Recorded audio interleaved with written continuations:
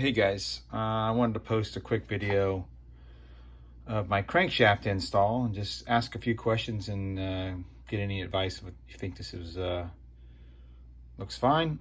You can see here the main seals I put in. Like I said before in a previous post, there was those metal shims that go in here. These didn't come with it. This is a Nissan standard one, so we'll see how it goes when I get it all done. But these are all replaced.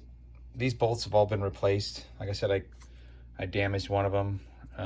After looking at the torque wrench, we over torqued them to 58 and they broke instead of being 38. The book says 33 to 40, I believe. Yeah, 33 to 40. So these new ones I've cranked down to, we've torqued them down after we realized we messed up the torque wrench. These are down to 36. I just wanted to show you the free spin of the crank and see if you guys thought this was normal. Here I got my hand on here. I know it's hard to tell how much force I'm using. It's really not that hard. I've heard people say you should be able to spin it with a couple fingers. You know, I can spin this with one, but it doesn't really free spin.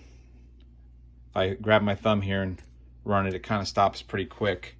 So I don't really know if this is exactly where it's supposed to be as far as the tension or the free spinning of the crank.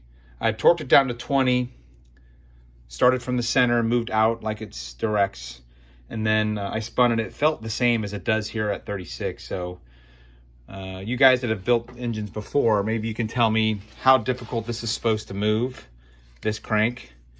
It looks like, I mean, it's pretty easy, but I don't know. I just don't know. I have no reference point. And yeah, while I did take it apart and I do remember being able to free spin, I don't exactly remember how much force was required to spin this crank. Then, like I said, I can put my pinky, I can spin it. It's pretty hard with my pinky just to spin it by itself. So anyway, a little close up here. Another thing it says in the book, it says you're supposed to, this thrust bearing, which I think is number 4, the middle one right here. You're supposed to measure these clearances down there by getting a long screwdriver and forcing the crankshaft forward and then measuring here.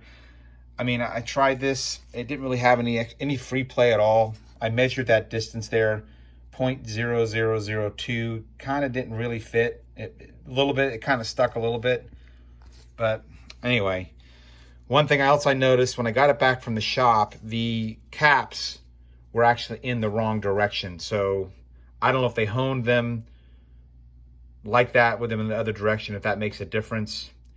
If y'all think it does, maybe I'll take it back and take this thing apart. But also you hear a very light sound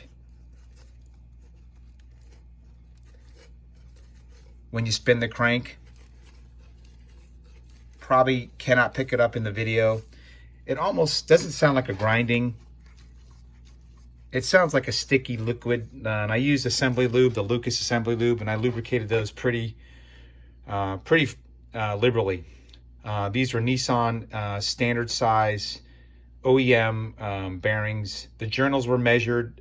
They were within spec and very consistent across the board. So anyway, that's where you are. I'm going to start a new thread calling this one the rebuild instead of the teardown. And anyway, I wanted to get your guys' opinion and see what y'all thought. I appreciate the help and looking forward to hearing your comments.